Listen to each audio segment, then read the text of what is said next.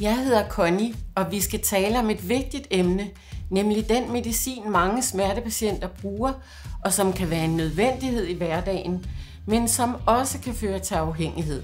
Den her video er produceret for at give dig den viden, som du har brug for, om de mest almindelige afhængighedsskabende lægemidler. Vi vil gennemgå, hvordan de virker, hvordan de kan påvirke dig, og hvad du skal være opmærksom på.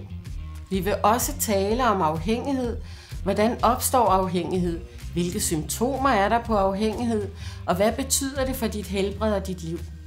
Og til sidst så vil vi gennemgå, hvilke muligheder der findes for at få hjælp. Mit håb er, at du vil få nogle klare svar og måske finde en vej frem, hvis du har spørgsmål eller bekymringer. Lad os starte med at se nærmere på de mest almindelige typer af afhængighedsskabende lægemidler. Benzodiazepiner og opioider. Benzodiazepiner er en type medicin, som bruges til behandling af angst, søvnløshed og uro. Måske har du hørt om lægemidler som diazepam, Stezolid eller oxazepam.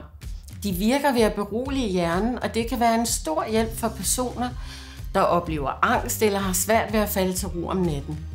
Men de kan også føre til afhængighed, især hvis de bruges i længere tid end nogle få uger.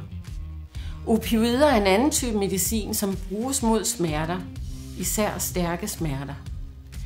Eksempler på opioider kan være morfin, tramadol, kodein eller oxycodon. De virker ved at blokere smerteopfattelsen i hjernen, og det kan være livsændrende for personer med kroniske smerter. Men ligesom med benzodiazepiner, så er der en risiko for afhængighed, fordi din krop hurtigt vender sig til medicinen og kræver mere for at få den samme effekt. Det er vigtigt at forstå, at de her lægemidler er meget effektive og kan være nødvendige for mange mennesker.